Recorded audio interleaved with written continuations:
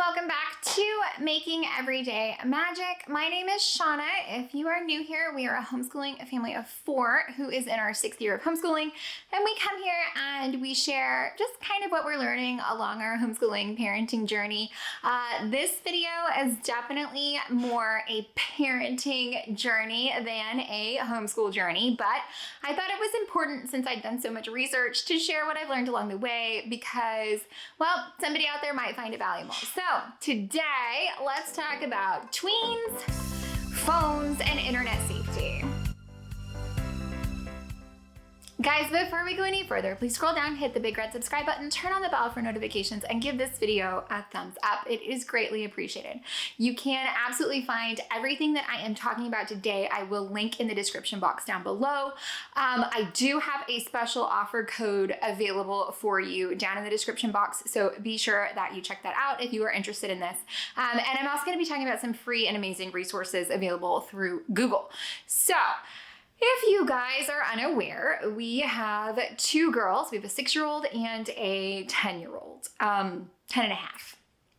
And we are at the place where they are a little bit more, especially our oldest, a little bit more autonomous. And we have for several years now, I mean, they've danced for a really long time, and it has become more and more of a situation where we do leave them at dance. And, they have friends, and they have friends that they want to talk to, and we have done things like set them up their own emails and things like that. But we are finally at the place where they want to be able to more frequently socialize with their friends. And I keep saying they, but this applies to my older one.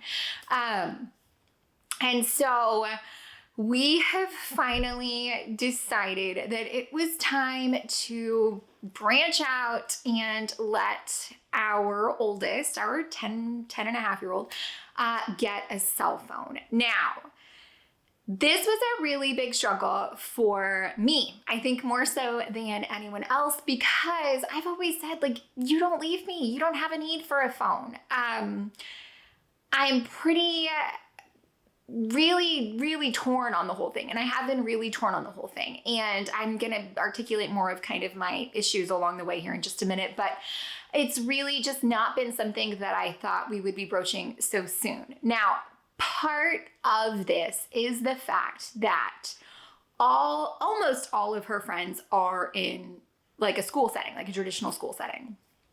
So they do have kind of more access all day to other people, whereas, my kids are homeschooled. So it's literally just the social situations that we work hard and choose to put them in. So it's a little different. She does have a pen pal, but it's just still a little bit not the same. Almost all of her friends are also older than she is. And so they're getting to these milestones a little faster than she is. Now, there is a big push online, the Wait for 8th program, to just talking about how your kids aren't necessarily mature enough for things like that. Now, this is where we get into, again, a lot of my reservations. I do not agree that unfettered access to the internet is the right answer. And that is because, and as we've explained to her many, many times, that it is not because we do not trust her, but it is because there are people out in the world who are actively working really hard to make you make a bad decision. And there have been some stories in the news recently near us, as I'm sure there have for you, where a teenage girl goes missing, and it's not quite a runaway, and it's not quite an abduction. It's somewhere in the middle where somebody has talked to them, groomed them to encourage them to make those decisions. And as much as I have told her that we have prolonged this because we are hoping to give her a little bit more of her childhood. And as much as this decision is really, this decision for us, honestly, is pretty peer motivated, which is an interesting, I feel like, admission to make because, just like I don't think that socialization is a good enough reason to send your kids to school, I mean, socialization shouldn't be a huge motivation in any of your decisions. However, we're at the place where more of that peer influence, more of that peer pressures, for lack of a better term, we are in a place now that we do have a tween where more and more of those things are coming into play.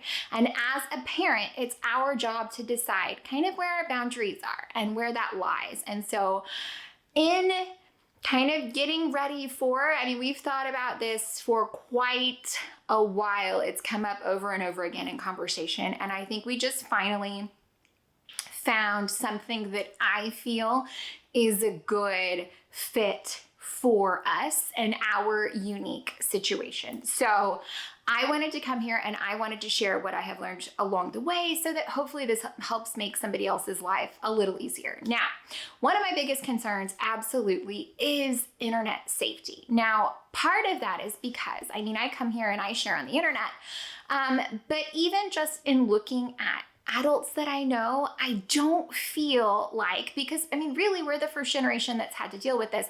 And they're the first generation that's, the internet has been available all the time. Everything they do is out there forever, all the time. And I know so many adults who do not do a good job of discerning what is an appropriate thing to share on the internet, what is an appropriate thing to post on Facebook, what is appropriate to put out into the world forever and what is not. Even in my personal life, I am not an oversharer, which I know probably seems extreme considering I do come here and talk about things in my life so much. However, I go out of my way to ensure that the things that I put out into the world are edited, are tailored. I work really hard to share my true and authentic self, but never to give too much away. I'm a firm believer in parameters. I don't, if somebody has a birthday, somebody I know has a birthday on Facebook, like if I know you well enough, I'm going to text you. And if not, maybe I don't even say happy birthday, because I feel like there's definitely different levels to people. And if you're in my circle, you are in my circle, I can text you directly. I feel like there's so much responsibility and weight that comes with understanding how the internet works, how the world works. And one of the things that absolutely, when we started talking about this, I was like, we need to understand internet safety. If we're going to be exposed to the world, we need to understand what is okay and what is not okay. And one of those things that has come up is Google offers an internet safety curriculum. Yes, even it's like a print, be internet awesome. You can print a certificate. Both of my girls did it because the little one wanted to do it because the big kid was doing it. They have a game, Interland, where you can play it and it teaches you, here's a picture of my soccer team. This is appropriate to share with friends and friends' parents. It is not appropriate to share these details with anyone else.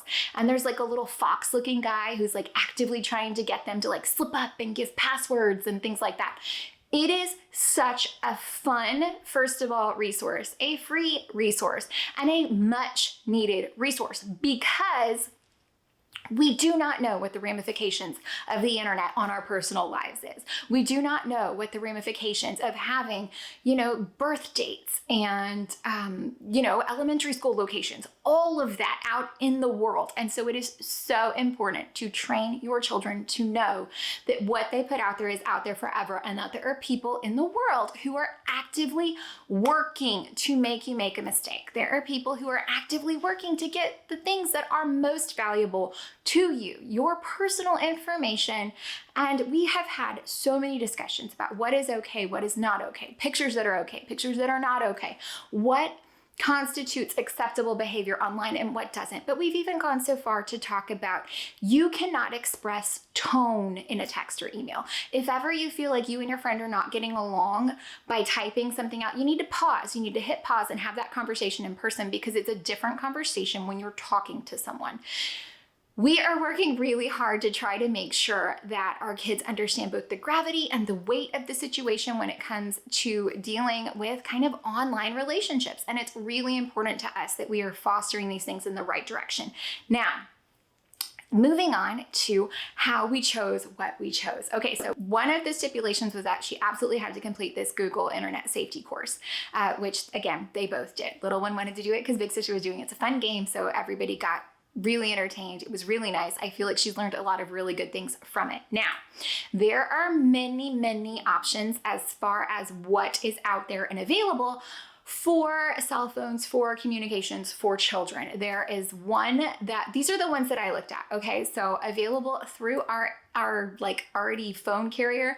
I didn't feel like there was enough option as far as what we could do. There is the Bark app, which you can load onto, I think, any smartphone, which kind of uses algorithms to, you pay like a subscription and it uses algorithms to, for trigger words. So any like drug related words, it scans the photos to make sure the photos are okay. And it will send an alert to the parents to let them know, if there's something going on that shouldn't be going on.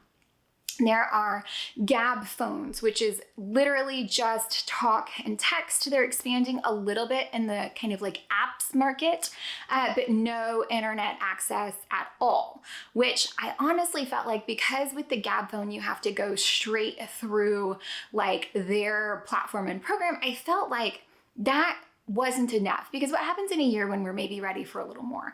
So that wasn't the right fit for us. So then I found Pinwheel and TrueMe, and both of these have a little bit more options. TrueMe is also on its own like provider plan, which I didn't love the idea of. So what we finally settled on is a program called Pinwheel. And what they do is they actually get phones. The one that we have, I think, is a blue, which I've never heard of, is a blue phone, which is huge. Just so you know, it is like it's like so much bigger than my phone. It is a very large phone. And had I realized it was so large, I might have done something like chosen one of their other options if they were smaller, because it is so big. It is, and she has tiny hands. It's so big. So my only drawback there, my only real criticism is that the phone is so small. Or I'm sorry, the phone is so large. Okay, so we chose to go with Pinwheel because it is like a phone, and what they do is they take this phone and they upload onto it their own operating system. And this is something that I absolutely loved, because you upload your own operating system. They can't get to anything else. And on this operating system, I can add this phone and this phone line to my existing plan. So whenever she is ready for a different kind of phone, in however many years that is, I don't have to worry about all of that changing at that point, right? Like we can keep the same phone number and everything is still the same. And so I liked that I could add it to my own plan. So that is how we decided to do that. Now, Pinwheel is a subscription service, so you get the phone uploaded with the thing, and you can add Bark to it if you choose to.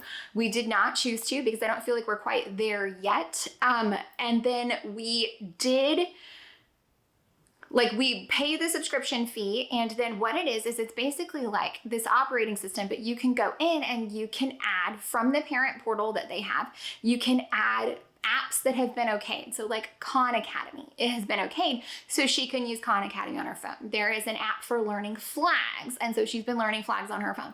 There's an app for learning Mandarin, so it's but these are all like real world apps that they have gone through to see if they are good or not good as far as what is acceptable for kids. And they have apps that are fully green lit. Like this app is always okay all the time. And then there's like warnings on them. Like this app sometimes allows for them to contact customer service outside of like what you would feel maybe is okay with. So I really like that they have the different kind of tiered options, the different kind of warning options on the different apps that are on there. So I like that it's like more like a smartphone. So it's like a little bit more, but it's not full unfettered access to the internet, which I don't love. Now, some of the things that I liked about Pinwheel that set it apart from like the Gab phone was that the Pinwheel, I can log into my account.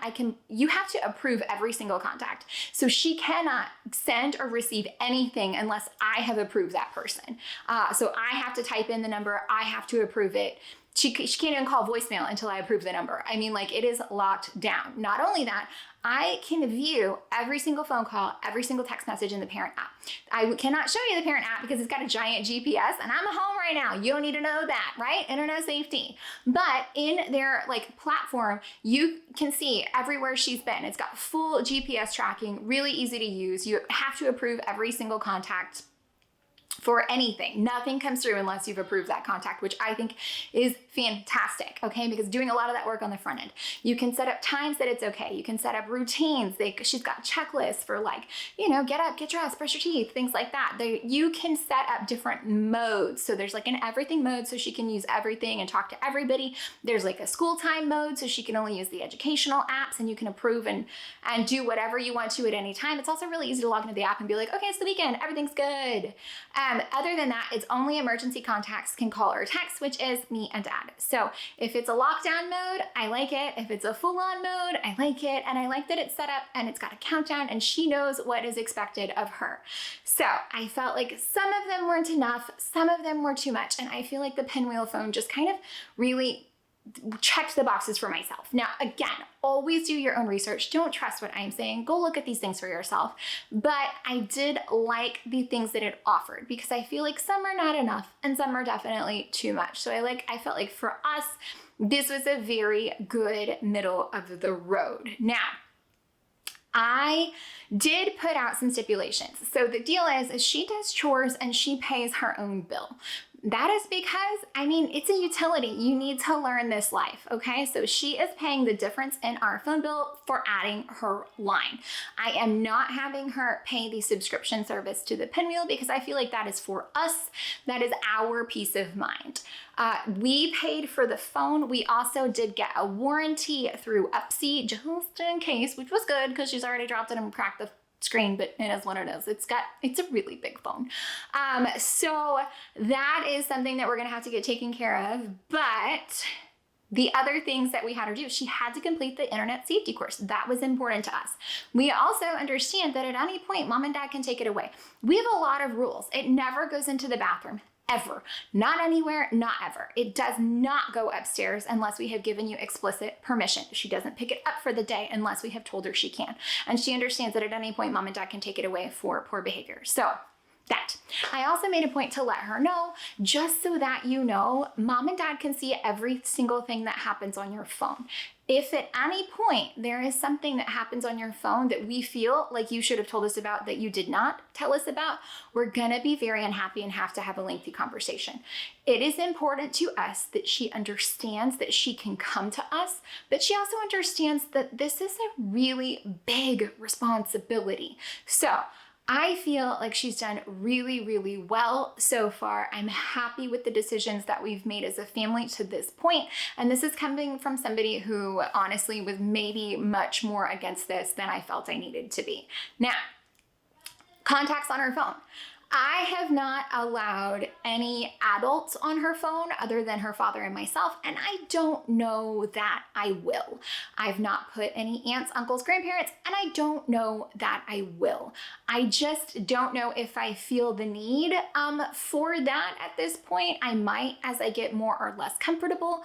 But I don't know necessarily that I need other adults to have unfettered access to her. I don't know how I feel about that. That's, you know, there's a lot of gray areas and we're learning this as we go. So this is what we feel is good for us, for our family. And you know, navigating these waters is really hard, guys. These aren't things that, I mean, I didn't get a cell phone until high school, and that's because they were like brand new and they didn't do anything. So it was like a big deal. But I mean, we've even talked about like, if you're taking a picture, you need to pay attention to what's in the background of a picture. How many times has that gotten people in trouble? It's a lot of work. It's a lot of work raising babies and getting older. It's hard. It's hard. Anyways, so I hope that you found this helpful, entertaining, or informative, guys. If you did, please scroll down, hit the big red subscribe button, turn on the bell for notifications, and give this video a thumbs up. Like I said, I've got everything linked down below. I hope that something of it is at least helpful for you. I hope that if you are unsure of what to do, you need to know there's more out there. I honestly didn't know that the Pinwheel or the True existed, and so I was really happy to find that option because I just felt like it was a better fit for us. So, right? So, yeah. If you ever want to see something really trippy, there is a PSA. I have never been able to find it again after I saw it one time on someone's YouTube channel, but basically there is a girl and she is like online, and then all of a sudden guys start walking in the front door and they're just like, hey, and they walk right up the stairs and hang out in her bedroom and start talking to her. And it is basically a visual representation of like what's happening when your kids are completely like free reign online. And I mean, that sticks with you. It makes me uncomfortable, which I know is the point because this is an uncomfortable conversation. Like there's a lot in the world, you know, it's just